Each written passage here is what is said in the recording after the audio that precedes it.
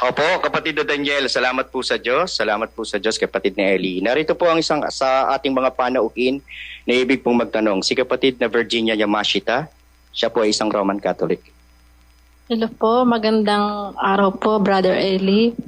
Itatanong ko lang po yung tungkol sa panaginip. Ikakasal daw po ako Tapos hindi naman po ako nakadamit pang kasal. Mas marami po mga tao na hindi po nila ako pinapansin. Ako dumaan po sa kanila, sa gitna nila. Pero bali, hindi po nila ako pinapansin. Tapos meron po isang babaeng lumapit sa akin na bakit ko daw po sinuot yung damit pang kasal, hindi pa po ako nakagayak, nakapang-ayos po. Yun po yung panaginip ko. Yun lang po ang gusto kong itanong. Alam mo kapatid, yung damit na pangkasal sa Biblia, simboliko yon ng mabubuting gawain. Basahin natin ang Apokalipsis 19:7. Tayo'y mga galak at tayo'y mangagsayang mainam at siya'y ating luwalhatiin sapagkat dumating ang pagkakasal ng kordero at ang kanyang asawa ay nahahanda na. At sa kanya'y ipinagkaloob na damtan ang kanyang sarili ng mahalagang lino, makintab at tunay, sapagkat ang mahalagang lino ay siyang mga matuwid na gawa ng mga banal. Yung korderong ikakasal si Kristo.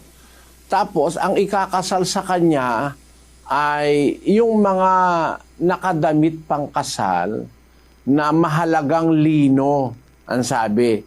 Sa kanya, sa ikakasal kay Kristo, ipinagkaloob na damtan ang kanyang sarili ng mahalagang lino. Makintab at tunay sapagkat ang mahalagang lino ay siyang mga matuwid na gawa ng mga banal.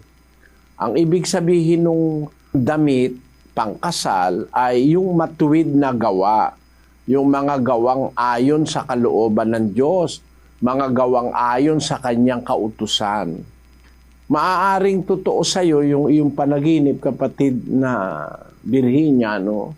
Kasi kung hindi ka pa naman kaanib sa iglesia ng Diyos, maaaring hindi mo nagagawa yung mga dapat mo talagang gawin na mga mabubuting bagay. Kasi hindi naman kita sinisisi kasi hindi naman tinuturo sa Katoliko lahat ng kabutihang dapat gawin. Kaya lumalabas, nandoon ka sa kasalan pero hindi ka nakadamit pang kasal. Tapos nung magsuot ka naman ng damit pang kasal, may nagsabi naman sa'yo, ba't mo naman sinuot yan, di ka pa naman nakahanda. Ang ibig sabihin nung yung panaginip, kailangan maghanda ka. At sa madaling panahon, pag nahanda ka na, isuot mo na yung damit pang kasal. Sana mangyari sa'yo yung panaginip mo, kapatid. Maraming salamat po. Maraming Okay lang salamat po. Yan.